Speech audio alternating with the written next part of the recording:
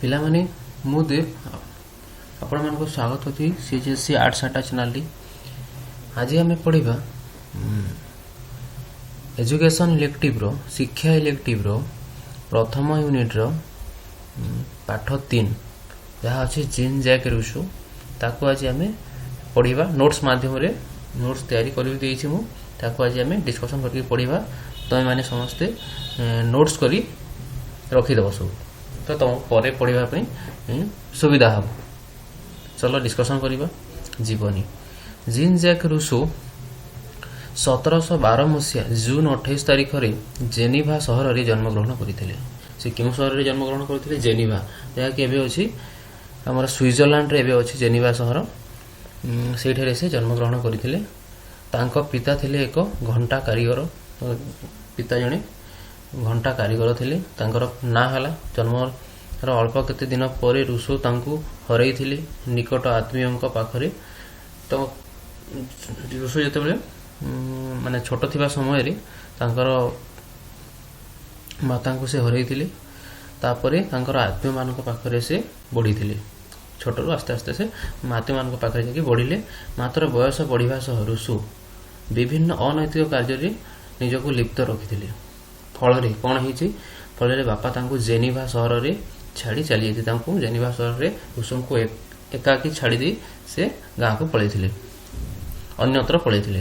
16 ବର୍ଷ ବୟସରେ ସେ ଜେନିଭା ସହର ଛାଡ଼ି ଏକତ୍ର ଜୀବନଯାପନ କରିବାକୁ, ଫଳରେ ସେ ସମୟ ଆସିଛି 16 ବର୍ଷ ବୟସରେ ସେ ଜେନିଭା ସହର ଛାଡ଼ି ଏକତ୍ର ଜୀବନଯାପନ କରିବାକୁ ଆରମ୍ଭ କଲେ। ରୁସୋ ନିଜର ଜୀବିକା ନିର୍ବାହ ପାଇଁ ବଞ୍ଚିବାକୁ ପଡ଼ିବ ନା, ବଞ୍ଚିବାକୁ ହେଲେ କିଛି ଜୀବିକା ନିର୍ବାହ କରିବାକୁ ପଡ଼ିବ। ତାପରେ କ'ଣ କରୁଛନ୍ତି ସେ ଜୀବିକାରେ ଦେଖିବା।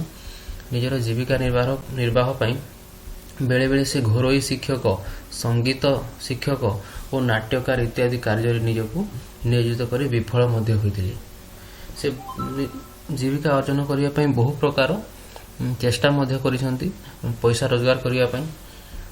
ସେ ପ୍ରଥମେ ଘରୋଇ ଶିକ୍ଷକ ହିସାବରେ କାର୍ଯ୍ୟ କରିଛନ୍ତି, ତାପରେ ସଙ୍ଗୀତ ଶିକ୍ଷକ ଭାବରେ ମଧ୍ୟ କାର୍ଯ୍ୟ କରିଛନ୍ତି, ପରେ ପରେ ନାଟ୍ୟକାର ଇତ୍ୟାଦିରେ ମଧ୍ୟ ସେ ନିଜକୁ କାର୍ଯ୍ୟରେ ନିୟୋଜିତ କରିଛନ୍ତି।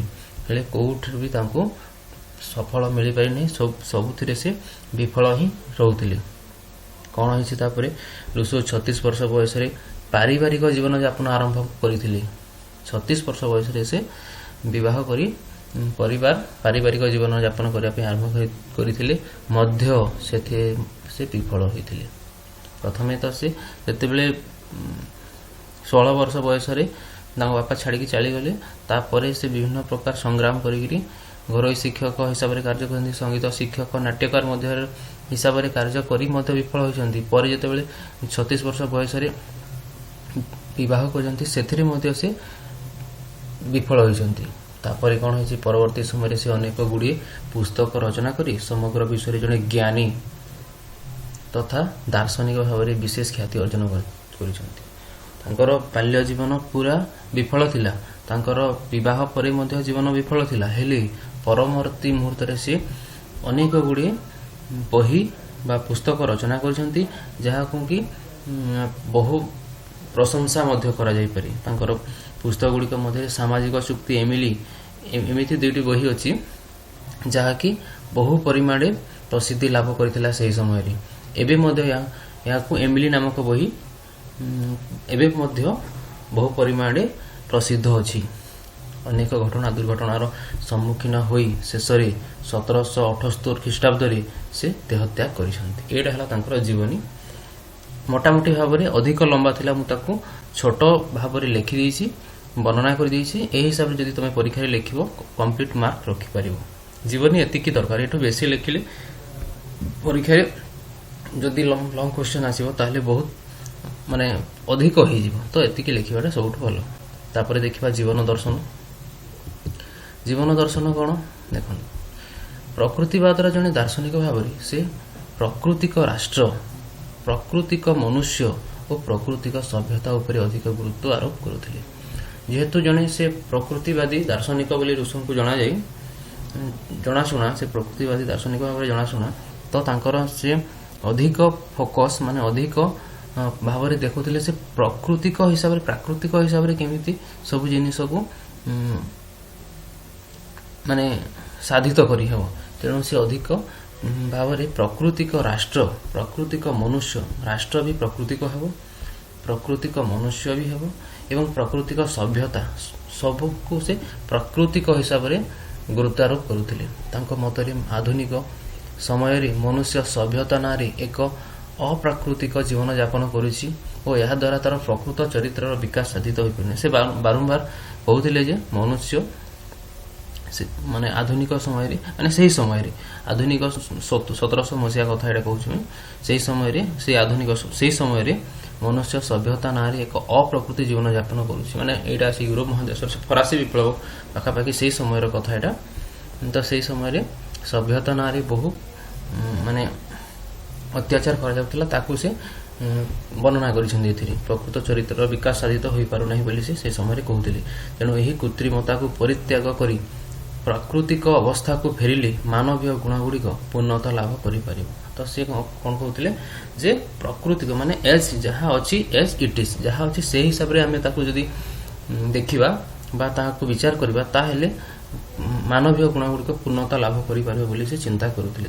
ସେ ହିସାବରେ ମତ ଦେଇଥିଲେ।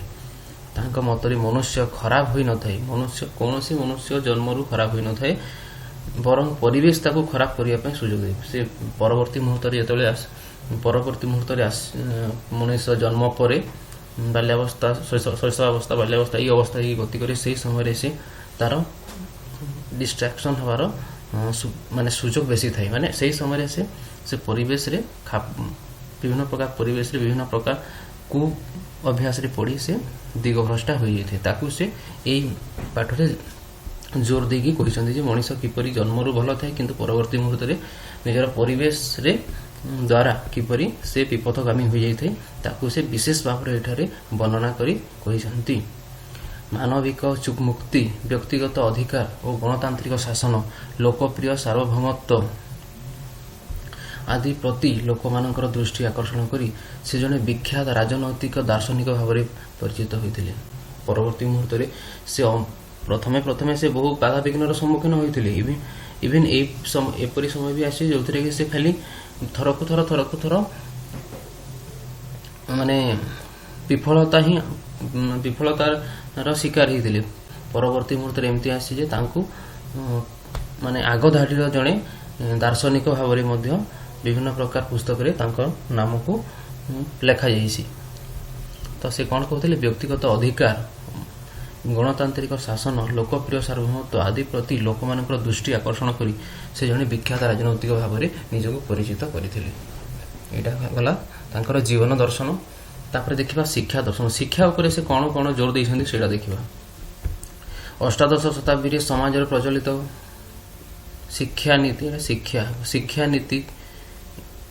ଶିକ୍ଷାନୀତି ଓ ଶିକ୍ଷାଦାନ ପଦ୍ଧତିକୁ ସମାଲୋଚନା କରି ରୁସୋ ଏମିଲି ନାମକ ପୁସ୍ତକ ମାଧ୍ୟମରେ ଶିକ୍ଷା କ୍ଷେତ୍ରରେ ଏକ ସଂସ୍କାର ଓ ଶିକ୍ଷାଦାନରେ ବୈପ୍ଳବିକ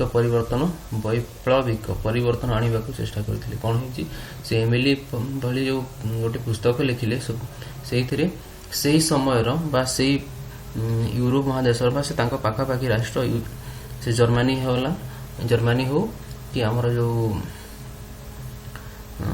ଫ୍ରାନ୍ସ ହଉ, ସେଇ ପାଖାପାଖି ସୁଇଜରଲ୍ୟାଣ୍ଡ ହଉ, ଏଇ ପାଖାପାଖି ରାଷ୍ଟ୍ରମାନଙ୍କର ବିଷୟରେ ସେ କିଛି ଏଥିରେ ତାଙ୍କର ମତ ପ୍ରକାଶ କରିଛନ୍ତି। ସେହି ସମୟରେ କିପରି ଶିକ୍ଷା ବ୍ୟବସ୍ଥା ମାନେ ହେବା କଥା ତାକୁ ସେ ତାଙ୍କ ହିସାବରେ ତାଙ୍କୁ ଏଠି ମାନେ ମତ ରଖିଛନ୍ତି ଯେ କିପରି ବୈପ୍ଳବିକ ପରିବର୍ତ୍ତନ ଅଣାଯାଇପାରିବ, ତାକୁ ସେ ଏଠିରେ ଯଥାସମ୍ଭବ ଚେଷ୍ଟା କରିଛନ୍ତି। କାଳ୍ପନିକ ଚରିତ୍ର ଏମିଲି ଗୋଟେ କାଳ୍ପନିକ ଚରିତ୍ର ଓ ସୋଫି ମଧ୍ୟରେ ଉକ୍ତ ପୁସ୍ତକରେ ମନୁଷ୍ୟର ବାଲ୍ୟ, କୈଶୋର ଓ ଯୌବନ ଅବସ୍ଥାର ବିଭିନ୍ନ ସମସ୍ୟା ଗୁଡ଼ିକୁ ଉପସ୍ଥାପନ କରାଯାଇଛି। ଏମିଲି ଗୋଟେ ଏଇଟା କାଳ୍ପନିକ ଚରିତ୍ର ଯେଉଁଥିରେ କି ସେ ମାନେ ମଣିଷର ବାଲ୍ୟ, କୈଶୋର ଆଉ ଯୌବନ ଯେଉଁ ଆମର 3-4ଟି ଅବସ୍ଥା ଅଛି, ସେ ଅବସ୍ଥାକୁ ଏଥିରେ ପ୍ରକାଶ କରାଯାଇଛି। ତାକୁ ଆମେ ତଳେ ଦେଖିବା, ତାକୁ ବିସ୍ତୃତ ଭାବେ ବର୍ଣ୍ଣନା ବି କରାଯାଇଛି।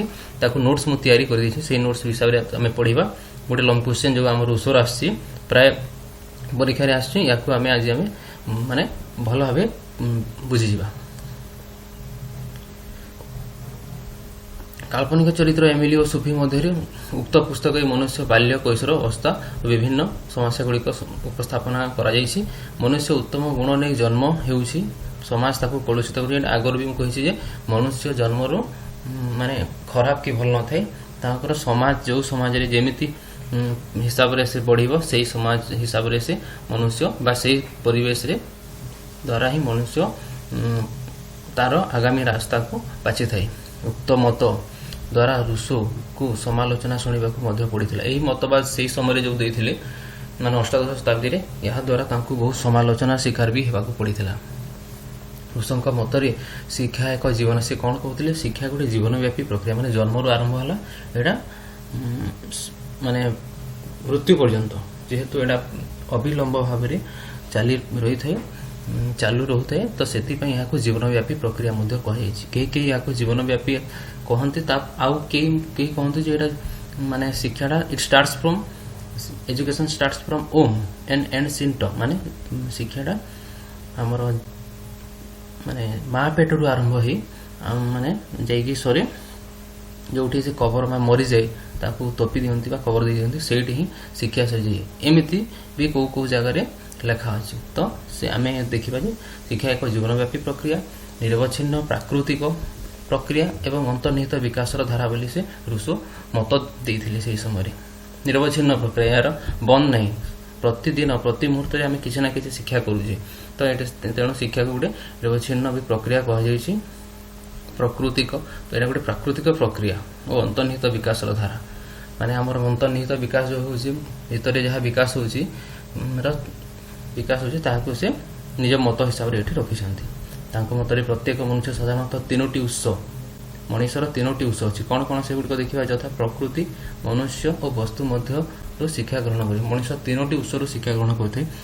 प्रथम प्रकृति माने प्रकृति माने एनवायरमेंट जो परिवेश रे से रहुछि मनुष्य माने विभिन्न प्रकार ता पाख आखपाखे जी लोक रोचंती मनुष्य और तीनोटी है वस्तु वस्तु माने जार जीवन न थाए घर हो पारे एग्जाम्पल घर हो पारे माने परिवेश पाखे पाखे आउ कौन अच्छी से सब जहाँ देखुची माने वास्तव जिनिस माने माने जार जीवन नहीं से सब वस्तु यही तीनोटी उत्सरू ही से शिक्षा ग्रहण करें। तेणु यही तीनोटी उत्सरू ग्रहण कर शिक्षा संतुलन रक्षा कर तीनोटी उत्स को जब आम संतुलन कर मनीषर शिक्षा फलप्रद रही से विश्वास करुले।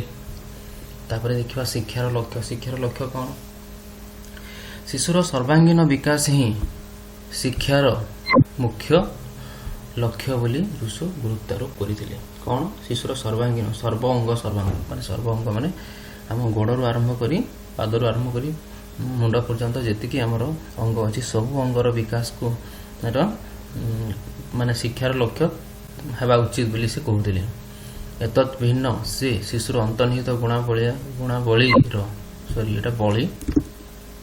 विकास करने समस्या समाधान करी प्रत्येक परिस्थिति निजक खाप खुआई चलो जीवन प्रत्येक आह्वान को मुकाबिला किसी माने मिस्टेक्स अच्छे यहाँ सुधारी ने प्रत्येक आह्वान को मुकाबिला करने शिशु को समर्थ करने आदि शिक्षार अन्य सब निर्दिष्ट लक्ष्य उपर से विशेष गुरुत्व माने गुरुत्वारोप कर शिक्षा किपरि मनीष निजक खाप खुआई चलो जीवन प्रत्येक आह्वान बा प्रत्येक समय निजक मुकाबिला किपरि करि शिक्षा से हिसाब रे लक्ष्य रखिकी माने शिक्षा देवाक पड़ो। तेणु से शिक्षार लक्ष्य रे यही सब को वर्णना करिसेंती। तापरे कौन है देखिबा रूसो तांकर काल्पनिक चरित्र एमिली को जड़े सैनिक बा विचारपति भाव में अपेक्षा प्रथमे जड़े भल मनीष हेबा उचित बोली से जोर दौथिले भल मनीष बोली प्रशिक्षण देते। रूसो तांकर काल्पनिक चरित्र एमिली काल्पनिक चरित्र आम आगुरी जानी सारी एमिली गोटे काल्पनिक चरित्र आउ से तांकु रखिकी काल्पनिक चरित्र रखिकी चारोटी अवस्था को वर्णना कर।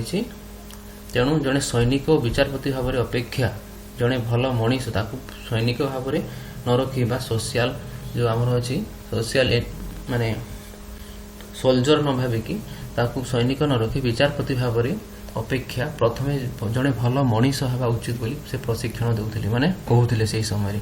ତାଙ୍କର କାଳ୍ପନିକ ଚରିତ୍ର ଏମିଲି ଜରିଆରେ ଏମିଲିର ବିକାଶ ସ୍ତର ଓ ଶିକ୍ଷାର ବିକାଶ ଅନୁସାରେ ରୁଷୋ ମନୁଷ୍ୟର ବିକାଶକୁ 4ଟି ସ୍ତରରେ ସେ ବିଭକ୍ତ କରିଛନ୍ତି। ମଣିଷର ଯେଉଁ ଯାହା ବିକାଶ ହେଉଛି ସେ 4ଟି ସ୍ତରରେ ବିକାଶକୁ କହିଛନ୍ତି। କେଉଁ କେଉଁ ସ୍ତରରେ କେଉଁ କେଉଁ ବିକାଶ ହେଉଛି ତାହାକୁ ଆଜି ଆମେ ଦେଖିବା। 4ଟି ସ୍ତର କ'ଣ କ'ଣ? ଶୈଶବାବସ୍ଥା, ବାଲ୍ୟାବସ୍ଥା, କୈଶୋରାବସ୍ଥା ଏବଂ ଯୁବାବସ୍ଥା। ପ୍ରଥମେ ଦେଖିବା କୈଶୋରାବସ୍ଥା। କୈଶୋରାବସ୍ଥା କ'ଣ ଦେଖିବା?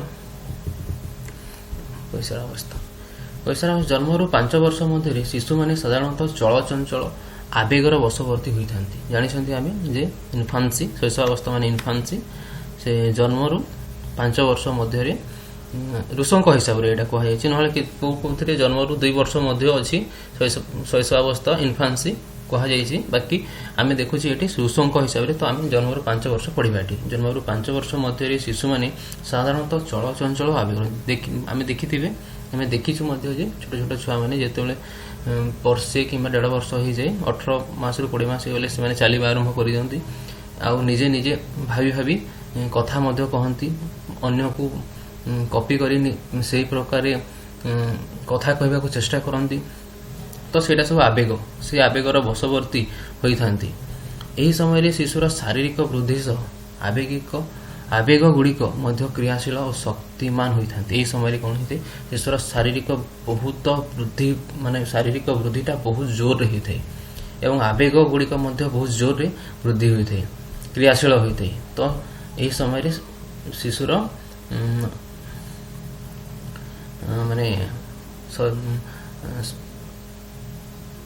ଶିଶୁର ଶରୀର ଶକ୍ତିମାନ ହୋଇଥାନ୍ତି।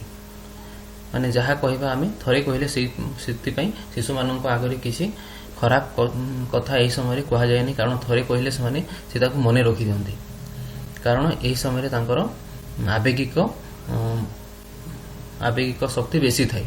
ଋଷଙ୍କ ମତରେ ଏହି ସମୟରେ ସେ ସବୁ ଦୁଷ୍ଟାମୀ ଦୁର୍ବଳତାରୁ ହିଁ ଆସିଥାଏ। ସେ କ'ଣ କହୁଥିଲେ ଯେ ମଣିଷର ସବୁ ଦୁଷ୍ଟାମୀ ତାର ଦୁର୍ବଳତାରୁ ଆସିଥାଏ ବୋଲି ସେ କହୁଥିଲେ। ଯଦି ଶିଶୁକୁ ତାର ଇଚ୍ଛାନୁସାରେ ଖେଳିବା, ବୁଲିବା, ନାଚିବା ଓ ନିଜର ଅଙ୍ଗ ପ୍ରତ୍ୟଙ୍ଗର ଚାଳନା ପାଇଁ ସୁଯୋଗ ଦିଆଯିବ, ସେ ସ୍ୱାଭାବିକ ଭାବରେ ସକ୍ରିୟ ରହିବ, କୌଣସି ଅନୈତିକ କାର୍ଯ୍ୟ କରିବା ପାଇଁ ସମୟ ପାଇବ ନାହିଁ। ଫଳରେ ତାର ପ୍ରବୃତ୍ତିର ବିକାଶ ହୋଇପାରିବ। ସେ ଆକ୍ଚୁଆଲି କ'ଣ କହିଛନ୍ତି ଏଠି ଯେ ଶିଶୁକୁ ଆମେ ତା ଇଚ୍ଛା ଅନୁସାରେ ଖେଳିବା, ବୁଲିବା, ନାଚିବା ଓ ନିଜର ଅଙ୍ଗ ପ୍ରତ୍ୟଙ୍ଗର ଚାଳନା କରିବା ପାଇଁ ପୂର୍ଣ୍ଣ ଭାବରେ ଆମେ ତାକୁ ତା ନିଜ ଇଚ୍ଛାରେ ଛାଡ଼ିଦେବା ଛୁଆକୁ, ଶିଶୁକୁ। ଯଦି ସେହି ପ୍ରକାର ଆମେ ତାକୁ ସୁଯୋଗ ଦେବା, ତାହେଲେ ସେ ସ୍ୱାଭାବିକ ଭାବରେ ସକ୍ରିୟ ରହିବ, ମାନେ ତା ମନଟା ଭଲ ରହିବ। ତ ସେ ସବୁ କାମ, ସବୁ କାର୍ଯ୍ୟ କରିବା ପାଇଁ ତାର ସକ୍ରିୟତା ବଢ଼ିଯିବ। ତ କ'ଣ ହେବ? ସେ ଅନୈତିକ କାର୍ଯ୍ୟ କରିବା ପାଇଁ ସମୟ ପାଇବ ନାହିଁ। ଏଇଟା ଗୋଟେ ଭଲ କଥା କହିଛନ୍ତି ଯେ ଯଦି ଶିଶୁକୁ ଆମେ ତା ଇଚ୍ଛା ଅନୁସାରେ ଖେଳିବ, ବୁଲିବା ଓ ନାଚିବା, ନିଜର ଅଙ୍ଗ ପ୍ରତ୍ୟଙ୍ଗ ଚାଳନା କରିବା ପାଇଁ ଛାଡ଼ିଦେବା, ତାହେଲେ ସେ ଅନୈତିକ କାର୍ଯ୍ୟରୁ ନିଜକୁ ଦୂରେଇ ରଖିବ। କାରଣ ସେ ଅନୈତିକ କାର୍ଯ୍ୟ କରିବା ପାଇଁ ସମୟ ପାଇପାରିବ ହିଁ ନାହିଁ। ଫଳରେ କ'ଣ ହେବ? ତାର ପ୍ରବୃତ୍ତିର ବିକାଶ ହୋଇପାରିବ, ଠିକ୍ ଭାବରେ ପ୍ରବୃତ୍ତିର ବିକାଶ ହୋଇପାରିବ। ଏଇଟା ସେ ଶୈଶବାବସ୍ଥା ବିଷୟରେ ତାଙ୍କର ମତ ରଖିଛନ୍ତି। ତାପରେ ବାଲ୍ୟାବସ୍ଥାରେ ତାଙ୍କର ମତ କ'ଣ ରଖିଛନ୍ତି ଦେଖିବା। ବାଲ୍ୟାବସ୍ଥା ହେଲା 5ରୁ 12 ବର୍ଷ। ଋଷଙ୍କ ମତରେ ଏଇଟା ସାଧାରଣତଃ 5ରୁ 12 ବର୍ଷ ବୟସର ପିଲାମାନଙ୍କର ଶାରୀରିକ, ମାନସିକ, ଆବେଗିକ ଓ ସାମାଜିକ ଦିଗରେ ଅନେକ ପରିବର୍ତ୍ତନ ପରିଲକ୍ଷିତ ହୁଏ। ଏହି ଅବସ୍ଥାରେ ଶିଶୁଠାରେ ଆତ୍ମନିର୍ଭରଶୀଳତା, ଆବେଗିକ ଭାରସାମ୍ୟତା ଓ ଭିନ୍ନ ଭିନ୍ନ ଆଗ୍ରହ ଓ ରୁଚି ପରିଲକ୍ଷିତ ହୋଇଥାଏ। କ'ଣ ହେଇଛି ନା, ବାଲ୍ୟାବସ୍ଥା ତ ହେଲା 5ରୁ 12 ବର୍ଷ, ତ ଆମେ ବାଲ୍ୟାବସ୍ଥା ବୋଲି ଋଷୁ ମନେ କରୁଥିଲେ। ତ ସେ କ'ଣ କହିଛନ୍ତି ଯେ ଏହି ସମୟରେ ଶାରୀରିକ, ମାନସିକ, ଆବେଗିକ ଓ ସାମାଜିକ ଦିଗରେ ବହୁ ପରିମାଣରେ ପରିବର୍ତ୍ତନ ଆସିଥାଏ ଶିଶୁର। କାରଣ ଯେତେବେଳେ ସେ ଛୋଟ ହୋଇଥାଏ, ବଡ଼ ହୋଇଥାଏ, ସେ ଶାରୀରିକ ଅନୁସାରେ ବି ତାର ବୃଦ୍ଧିଟା ବହୁତ ପରିମାଣରେ ଅଧିକ ପରିମାଣରେ ହେଉଥାଏ। ମାନସିକ ବି ତାର ବିକଶିତ ହେଉଥାଏ, ମାନସିକ ଶକ୍ତି ତାର ଆବେଗିକ ଶକ୍ତି ବୃଦ୍ଧି ହେଉଥାଏ। ଆଉ ଯେହେତୁ ସେ ସମାଜରେ ହିଁ ରହିକି ଏସବୁ ତାକୁ ବିଚାର କରିବାକୁ ପଡ଼ିବ, ସେ ସମାଜ ବିଷୟରେ ମଧ୍ୟ ସମାଜରୁ ମଧ୍ୟ ସେ ଶିକ୍ଷା ଅର୍ଜନ କରିଥାଏ ଶିଶୁ। ତ ଏହିସବୁ ପରିବର୍ତ୍ତନ 5ରୁ 12 ବର୍ଷ ବୟସରେ ହିଁ ଶିଶୁଠାରେ ପରିଲକ୍ଷିତ ହୁଏ।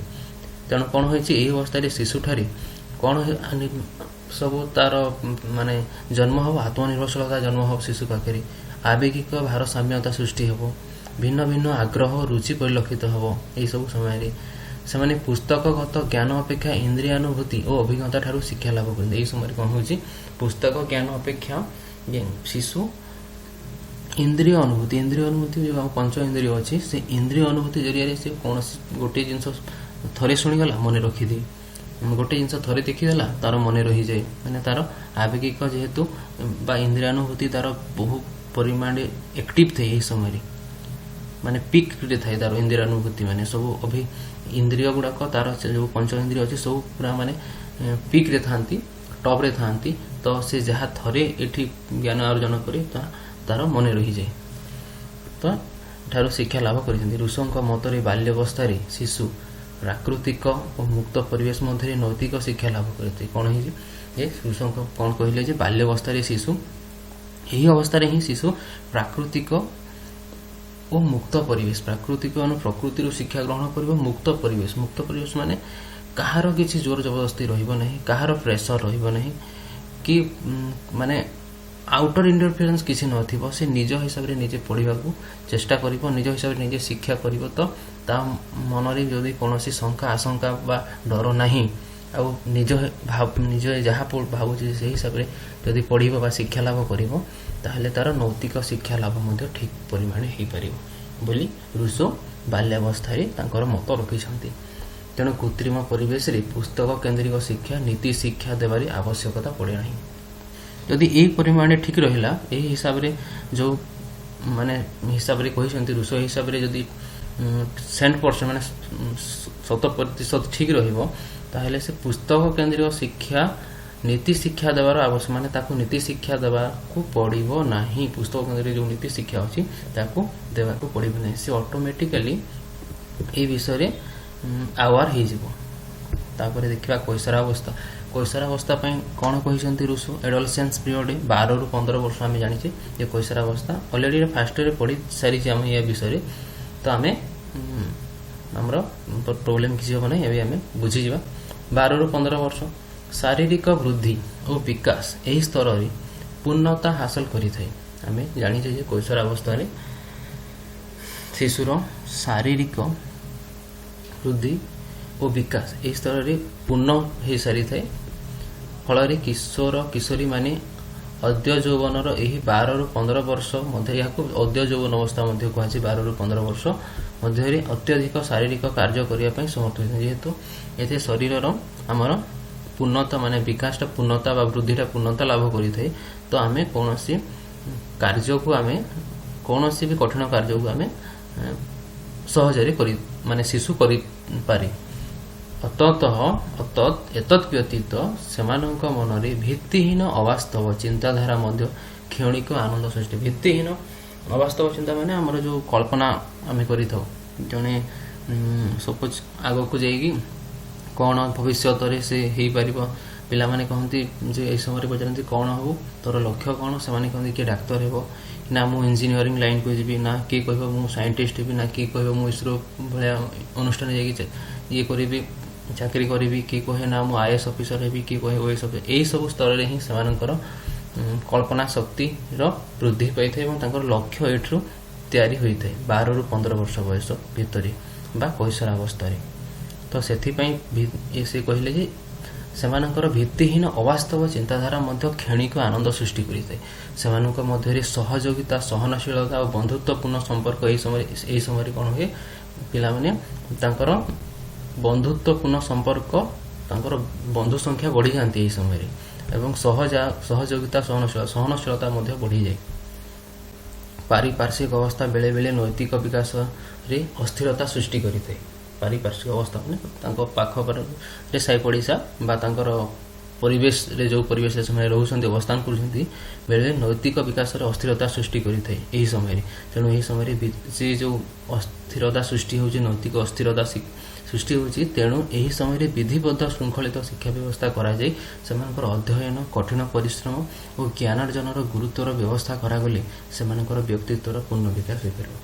ଯେହେତୁ ଏହି ସମୟରେ ଅସ୍ଥିରତା ସୃଷ୍ଟି ନୈତିକ ବିକାଶରେ ଅସ୍ଥିରତା ସୃଷ୍ଟି ହୁଏ, ତେଣୁ ଏହି ସମୟରେ ତାଙ୍କୁ प्रॉपर गाइडेंस दरकार एवं सेमानकर अध्ययन कठिन परिश्रम ज्ञान अर्जन गुरुत्व को व्यवस्था आमे माने ताकू ऑर्गेनाइज मैनर माने आमे ताकू ठीक भाव रे जदि गुरुत्व देबा बा तांकर ठीक किपरि ज्ञान अर्जन होई परिबो कठिन परिश्रम किपरि ठीक भाव रे होई परिबो अध्ययन किपरि ठीक भाव रे होई परिबो ताकू जदि आमे तार जदि व्यवस्था करि परिबा ताहेले शिशुर व्यक्तित्वर पूर्ण विकास होई परिबो एटा से कैशोर अवस्था रे माने रुसो दर्शाइछन्ति तापर देखिबा युवावस्था रे से कोन कहछन्ति देखिबा 15 रु 20 वर्ष होला युवावस्था हम मध्य रे व्यक्ति युवावस्था रे पदार्पण करिथाय 15 रु 20 वर्ष भितरे व्यक्ति युवावस्था रे परिणत करिथाय एही समय रे बौद्धिक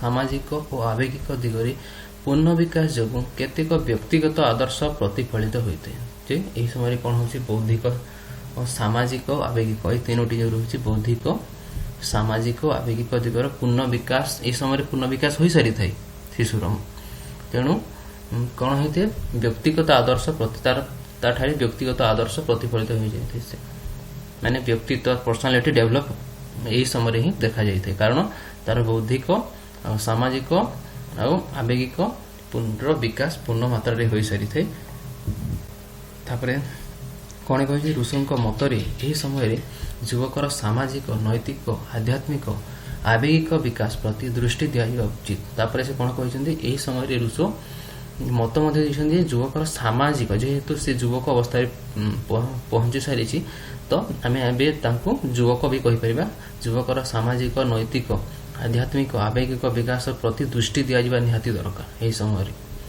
युवा शक्ति को ठीक भाव में परिचालना करने शिक्षार अन्यतम उद्देश्य हेबा विधेय बोली से जुक्ति मध्य करिसंती जे युवा शक्ति को जो देश हमें ऑलरेडी जानी छे जे जो देश युवा शक्ति को ठीक भाव परिचालना करि पारि ता यूटिलाइजेशन ठीक भाव करि पारि जो देश यूथ जति कि यूथ अछंती हम कहा जे जे भारत आजिका पृथ्वी रो भारत सबुठारु बेसी युवा शक्ति थिबा देश याकु जदि हम ठीक भाव परिचालना करि परिबा ताहले ठीक रही पारिबो तो से कहउतिले से समय मध्ये कहउतिले जे ठीक भाव में परिचालना करबा शिक्षार अन्यतम उद्देश्य हेबा विधेय बोली मध्ये से कहिसंती तापरे हमें नेक्स्ट देखिबा